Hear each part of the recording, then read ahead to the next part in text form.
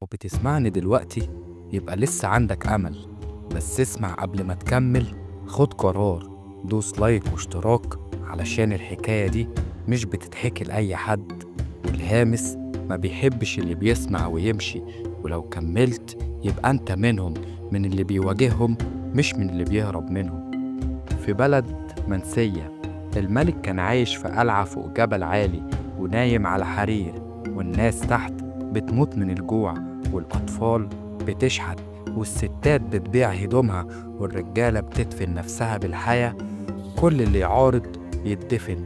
القلعة فيها صوت ضحك وسكاكين بتقطع اللحم، وتحت في الشوارع في صوت بطون بتتقرص وناس بتتهامس في عز الضلمة. ظهر الهامس، ما كانش معروف لا اسمه ولا وشه، بس كان بيظهر بعد كل ظلم، بعد كل جثة، والجثة دي بيكون جنبها ورقة مكتوب فيها انت اللي بعده. الناس بدأت تخاف، بس الخوف ما كانش في الظلم، الخوف بقى من الهامس نفسه، لأن لما بيجي بصمت، واللي بيشوفه بيموت قبل ما يحكي. قبل ما تكمل القصة، لو قلبك مش ثابت اقفل الفيديو، لأن لو عندك الجراءة الكاملة دوس لايك واشتراك، علشان الهامس بيحب اللي بيواجه مش اللي بيخاف. الملك أمر إن أي حد يتكلم عن الهامس يتعدم، لكن الهامس ما كانش محتاج حد يتكلم. كل يوم جثة جديدة ورسالة جديدة. بدأت القلعة تخاف، مش الشعب اللي يخاف، القلعة. كل قائد ظلم، كل تاجر بيستغل الناس، كل جلاد بيحب الدم اتقتل، والهامس ما سابش دليل وراه. في يوم لقت الناس جثة الوزير معاه ورقة مكتوب فيها كنت بتضحك، دلوقتي مين اللي هيضحك؟ المشهد ما كانش جثة وبس، كان في طفل واقف بيبص على الوزير الميت وسايب دموعه تنزل. أمه قالت له ما تبصش يا ضنايا، قال لها سيبيه، ده الهامس جه. الناس بدأت تتجمع حوالين الجثث، مش بالخوف لكن بالأمل. كل واحد مات كان واحد من اللي عذبوا البلد، وكل واحد مات كانت الناس بتقول الهامس جه. الملك أمر بتمشيط البلد، سجنوا الأبرياء وشنقوا الأطفال، بس الهامس ما ظهرش. وفي ليلة لقوا باب القلعة متكسر والحراس كلهم مقتولين بصمت. الملك كان قاعد لوحده، سمع همس دورك جاي. ما شافش حد، بس حس بريحة الموت، هرب خبى نفسه في سرداب تحت القلعة، بس الهامس كان سابقه.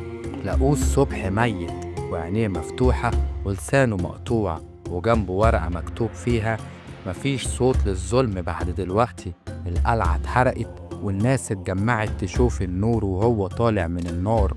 الهامس محدش شافه ومحدش عرفه، بس اسمه فضل يتقال. ومن يومها كل ما ظالم يرفع صوته الناس تهمس لبعض الهامس جاي.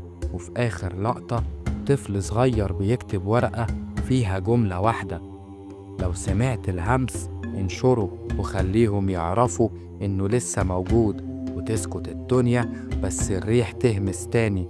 لسه مكملين، القصة دي ما خلصتش. الهامس ساب أثر في كل زاوية، في كل شارع، وكل ما الظلم يرفع صوته في حد بيهمس من بعيد. واحد من قادة الجيش اللي فضلوا عايشين كان متخفي في الريف، كان بيحاول يرجع للسلطة. في ليلة برد سمع صوت خطوات حوالين بيته، طلع بسرعة بس ملقاش حد غير ورقة متعلقة على باب بيته: لسه فاكر إنك فوق. الهامس ما بينساش. تاني يوم لقى أهل القرية بيحكوا عن صرخة طلعت من الجبل والراجل اختفى. بدأوا يطلعوا إشاعات الهامس مش إنسان، ده لعنة بس للحقيقة. الهامس كان فكرة اتحولت لجسد، وكل ما الناس سكتت وهو بيتكلم المحاكم تتفتح والشعب بدأ يحاسب. كان في مقاومة بس في دم تاني. بس المرة دي الناس ما خافتش، كانوا دايما يقولوا الهامس ورانا مش لوحدنا. في شاب صغير اسمه سامي كان بيتكلم عن الظلم والحكومة الجديدة حذرته، لكنه فضل يكتب في يوم واختفى. بس بعدها بيوم الجريدة الرسمية نزلت بدون رقيب لأول مرة، وعلى الغلاف صورة الهامس بس من ظهره، وتحتها مكتوب: أنا مش بكتب، أنا بصحى. الناس بقت تهتف في المظاهرات: اسمعوا الهمس، اسمعوا الهمس.